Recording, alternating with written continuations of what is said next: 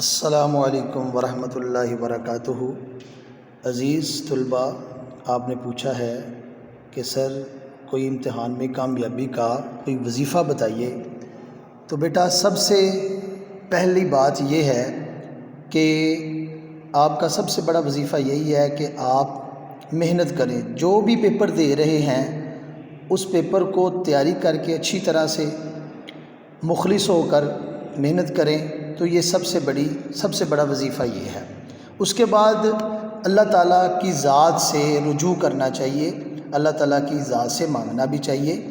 تو اس کے لیے یہ ہے کہ آپ سب سے پہلے بیٹا ہر نماز کے بعد سورہ طٰہٰ آیت نمبر 114 اس کی جو ہے وہ آپ تلاوت کریں، اول آخر درود پاک پڑھیں ایک دفعہ، اور 11 دفعہ جو ہے نا ہر نماز میں آپ نے سورہ طٰہٰ کی یہ رب زدنی علما رب زدنی علما۔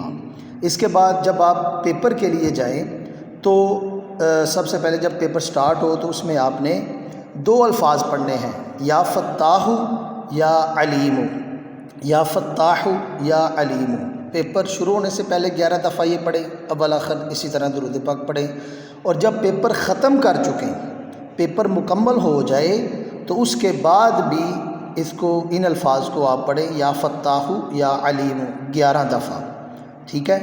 تو اس وقت جو ہے وہ آپ کا وظیفہ یہ مکمل ہو جائے گا۔